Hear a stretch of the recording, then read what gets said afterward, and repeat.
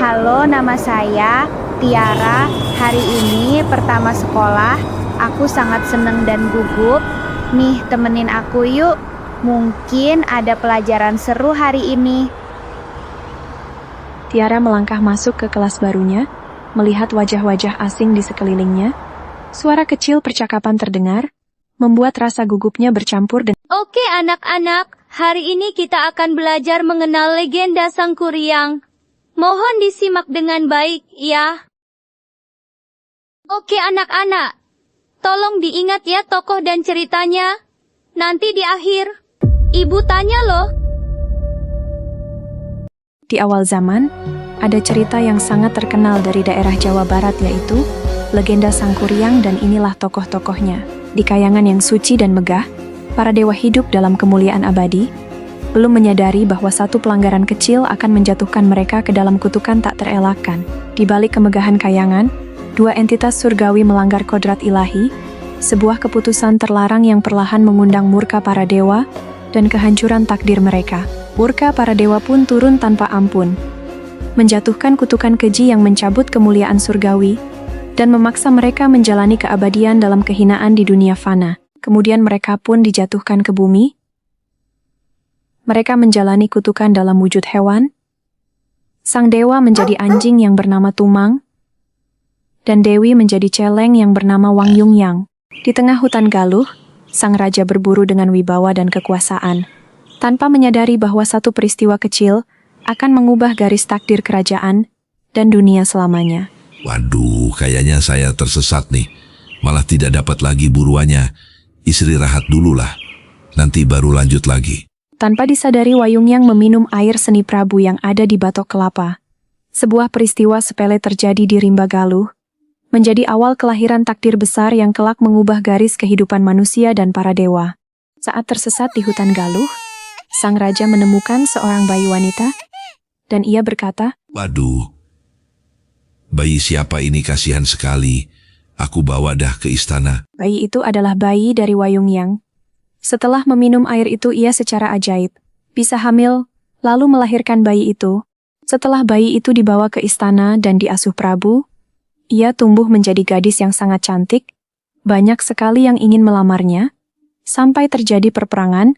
Untuk melamarnya, ketika Dayang Sumbi sedang menenun kain, benangnya tergelinding keluar istana karena ada adat bahwa putri tidak boleh keluar dengan jalan kaki. Ia bersumpah, siapapun yang menemukan benangnya, jika wanita maka jadi saudaraku, dan jika pria jadi suamiku. Dan Dayang Sumbi kaget, yang menemukan benangnya adalah seekor anjing. Karena telah bersumpah, ia pun ingin menikahi anjing yang bernama Tumang itu.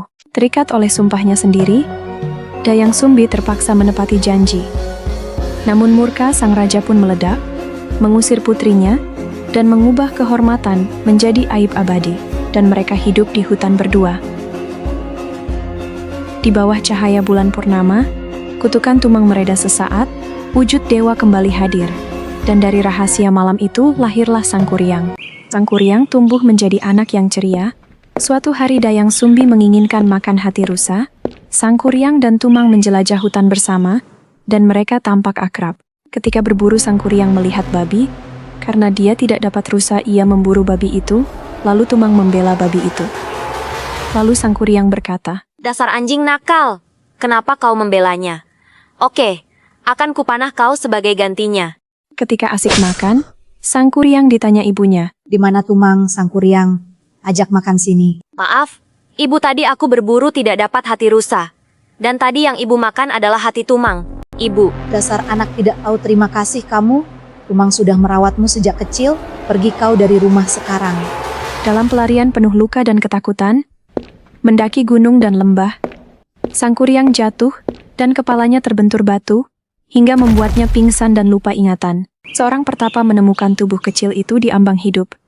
Dan dari pertemuan sunyi itulah, lahir perjalanan panjang yang membentuk seorang satria tanpa ingatan. Takdir mempertemukan mereka kembali, tanpa ingatan dan tanpa kebenaran. Dan Dayang Sumbi tetap awet muda karena anugerah dari dewa, dan mereka pun saling suka. Ketika mereka bertemu lagi esok hari, Sangkuriang melamar Dayang Sumbi, dan seketika Dayang Sumbi membuka ikat kepala Sangkuriang, dan menyadari ada luka yang disebabkan centong nasi dulu, Dia pun kaget dan mencoba menggagalkan lamaran itu dengan memberi syarat yaitu membendung aliran sungai Citarum dan membuat kapal raksasa hanya 1 malam. Dengan kesaktian yang dimilikinya, Sang Kuryang memanggil pasukan gaib, membendung sungai dan membangun perahu raksasa, yakin bahwa takdir sepenuhnya berada dalam genggaman tangannya. Dengan kecerdikan dan keberanian terakhir, Dayang Sumbi menipu Fajar dengan menggunakan kain putih yang bersilau dan sebagian warga yang menumbuk lesung. Ia berharap semoga rencana Sang Kuryang gagal. Merasa ditipu dan dipermainkan, amarah Sang Kuryang meledak, pasukan gaib melarikan diri, dan perahu raksasa pun ditendang hingga terbalik, mengubah takdir menjadi gunung tangkuban perahu, konon katanya. Setelah itu Sang Kuryang yang sedang marah pada Dayang Sumbi tersesat di alam gaib, dan Dayang Sumbi betapa dan berubah menjadi bunga jaksi di Gunung Putri. Kisah ini mengajarkan bahwa amarah hanya menuntun pada kehancuran, sementara kejujuran dan menghormati takdir adalah jalan menuju kebijaksanaan dan kedamaian.